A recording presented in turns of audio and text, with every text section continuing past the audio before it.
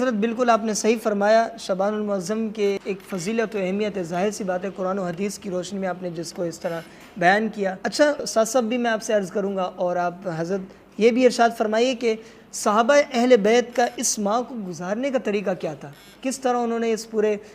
شعبان المعظم کو گزارا اور کس طرح انہوں نے عبادت کی، اس حوالے سے ذرا ارشاد فرمائیے۔ دیکھیں، سب سے پہلے تو ہم اس میں پیارے آقا علیہ السلام کا اپنا عمل دیکھیں گے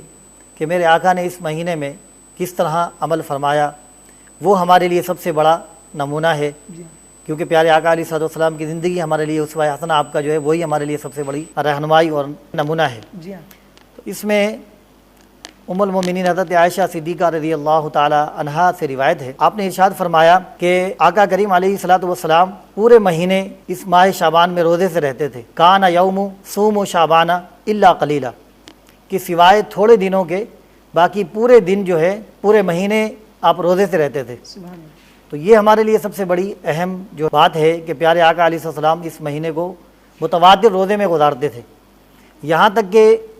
پورا مہینہ گزر جاتا تھا سوائے چند دنوں کے جو کہ نہ ہونے کے برابر ہیں، اور پورا مہینہ آپ روزے سے گزارتے تھے۔ اور پھر اس کی وجہ بھی بیان فرمائی کہ جب صحابہ کرام نے آپ سے عرض کی کہ یا رسول اللہ صلی اللہ علیہ وسلم کیا وجہ ہے کہ جب یہ شعبان کا مہینہ آتا ہے تو آپ کثرت سے روزے رکھتے ہیں، تو اس کی وجہ کیا ہے؟ تو پیارے آقا علیہ السلام نے فرمایا کہ اس کی وجہ یہ ہے کہ اس ماہ شعبان میں لوگوں کی اجل لکھی جاتی ہے، یعنی لوگوں کے موت اور زندگی کے بارے میں فیصلے کیے جاتے ہیں، اور جو مرنے والوں کی فہرست ہے وہ رب تعالیٰ کی بارگاہ سے فرشتوں کے حوالے کر دی جاتی ہے۔ تو آپ نے فرمایا کہ میں یہ چاہتا ہوں، میں اس بات کو پسند کرتا ہوں کہ جب میری اجل لکھی جائے